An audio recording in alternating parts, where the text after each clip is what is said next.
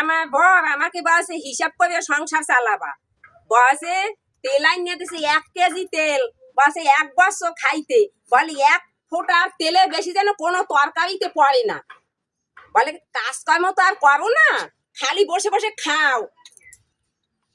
আমি আর কি করবো, আমি তো ইনকাম করতে পারছি না। আমার বরের কথা যদি আমি না শুনি তাহলে আমার তো খাওয়া দাওয়া সব বন্ধ হয়ে যাইবে।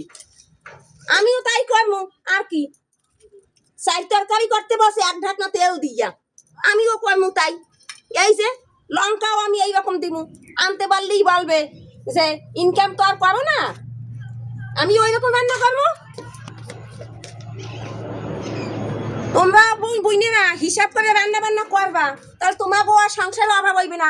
আমার সংসারে কোনো রকম অভাব নাই, আমি আমার সবসময় আমার বরের কথায় চলি, বর যেভাবে বলে আমি সেইভাবেই করি। আমার সংসারে কোনো অভাব নাই, 1 কেজি তেল দিয়া আমার বৎসরের উপরে উঠে যায়, আমি সেইভাবেই আমার বরের কথা বাইরে আমি চলি, যা বলে সেই। এই দেখো আমি 4 তরকারি করবো, এই 3টা ডিম, আমরা মানুষ 3 জন, এই একটা ডিম দিয়া আমি 9 খান বানামু, 9 খান বানামু, 3 দিন যাবে আমার এই 3টা ডিম দিয়া।